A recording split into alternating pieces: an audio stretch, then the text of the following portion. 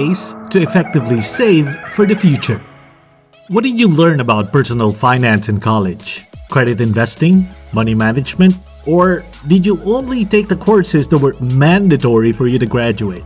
Well, for most people, these classes were more or less pointless, like calculus, astronomy, and anthropology.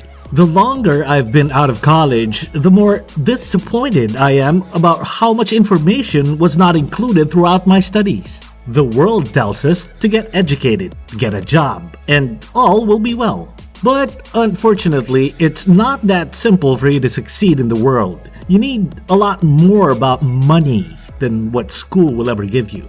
Personal finance forms the backbone for all success stories to save you from the hustle and bustle of having to learn from your mistakes. It is much easier and more enjoyable to take the income, the money you have earned and worked hard to receive, and spend all of it every month, purchasing whatever you want and not thinking about the future.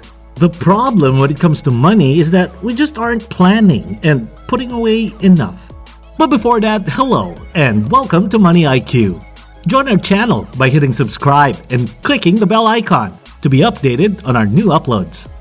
That's a pity because there are so many reasons to save for a future. The future doesn't just have to be retirement. The future is tomorrow. Saving means allowing a break from the paycheck to paycheck cycle or allowing for a big purchase down the road like a vehicle, vacation, or house.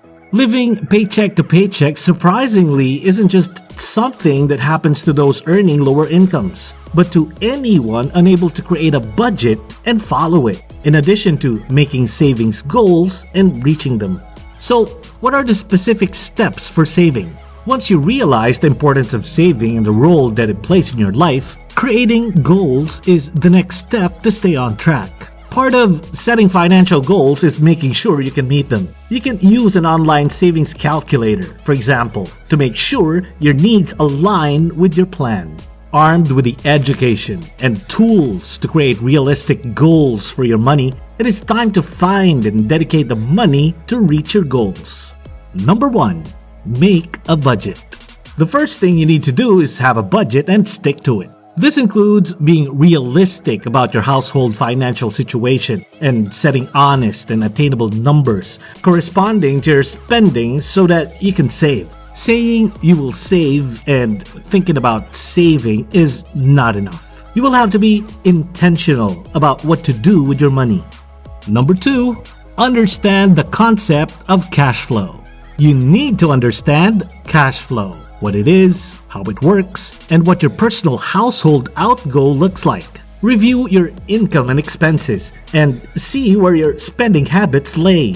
Be intentional about making changes to things you can in order to have money available to save. Number 3, work with your partner. If you are married or live with someone, communication and teamwork concerning your household finances are crucial. To save, you both need to be on board with your desires, plans, and resources. The best laid plans without everyone on board will meet turmoil. Number 4, distinguish between want and need. Understand the differences between needs and wants and identify yours. Be able to say no when something doesn't align with your financial goals today and in the future. Number 5, make it automatic. Automate savings so the money stays. If you wait until the end of the month to save, the likelihood will be that there's not much left to save. Make it automatic and have money deposited straight out of your paycheck, or have a portion go into a savings account whenever you make a deposit. If you have a few savings objectives, you can track the money you put into each account and put it through one account or use a few different savings accounts open for various goals. When you see your savings growth, you're more likely to keep it there. Number 6, do a review. Sometimes we do not even realize what we are spending each month until we examine it. Review everything you pay for. What are you buying that you might not need? If you do need it, is there a way to get it for less? Number 7, look for places to cut. What expenses or items can you cut to enhance your savings goals? There are 5 key areas to review for opportunities, including energy and utilities, food and groceries, banking and credit card fees, taxes, and auto expenses, for example, gas and insurance. Number 8. Think of the children. Also, take into consideration your children. It is incredibly important to teach them about savings and spending. It is also crucial to set an example. They mirror your behaviors and will take your lead on the role of money in their lives. Some essential lessons include waiting to purchase something you want, saving, identifying specific ways for children to save, making wise choices, and understanding that when money is spent, it cannot be spent somewhere else. Number 9. Start now. Remember that whatever the goal is, start now. Something will always come up and compete with your resources. Saving for the future should stay in the forefront of your mind and your finances, regardless of whatever else comes around. Number 10. Enjoy life. Yes, we've been preaching the virtues of discipline, belt tightening, and resisting instant gratification. But everyone is only human. Recognizing the importance of savings doesn't mean you can't now and then spend on things for fun, relaxation, celebrations, or just for the hell of it. But be sure to build the occasional splurge into your budget.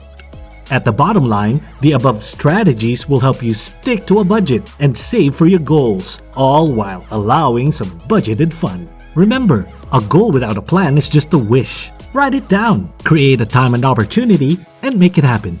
A cheeky like and subscription will be very much appreciated if you did enjoy it. Thank you so much for watching, guys, and I'll catch you again next time right here on the Money IQ. Bye-bye!